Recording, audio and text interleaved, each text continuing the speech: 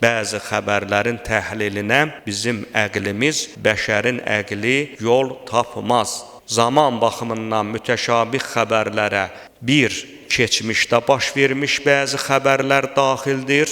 Məsələn, Adəm əleyhissalama aid olan nəslin çoxalması məsələsi. Sən mövzunu götürsən, mövzuya aid 5 hədis seçsən, 5-i də bir-birinin ziddinədir. Ona görə də bəzi alimlər deyib ki, belə xəbərlərdən uzaqlaşaq. Və yaxud qiyamətlə bağlı, gələcək zamanla bağlı xəbərlər, qiyamətin nə vaxtı baş verəcəyi, Qur'an deyir ki, səndən bu haqda soruşarlar, sən hardan biləsən? Yəni, onun məlumatı yalnız və yalnız uca Rəbbimizin elmindədir. Bir də var, məkanla, 5-ci qrupa aiddir, məkanla bağlı mütəşabih xəbərlər.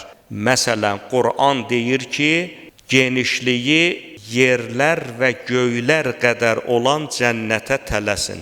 İndi cənnətin eninin, uzunluğunun nə qədər olduğunu ölçüb demək olarmı?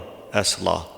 Ona görə də bəzi xəbərləri eşitdiksə, səhihliyinə əmin olduqsa, işimiz iman gətirməkdən ibarətdir.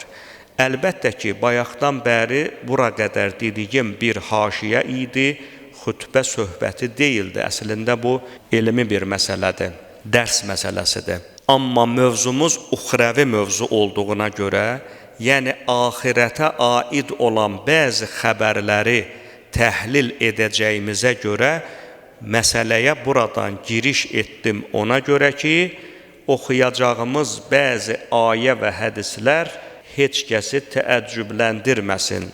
Onlar bizim əlimizdə səhih hədis olaraq dövrümüzə, əlimizə gəlib çıxdığından biz onlara yalnız iman gətirmişik.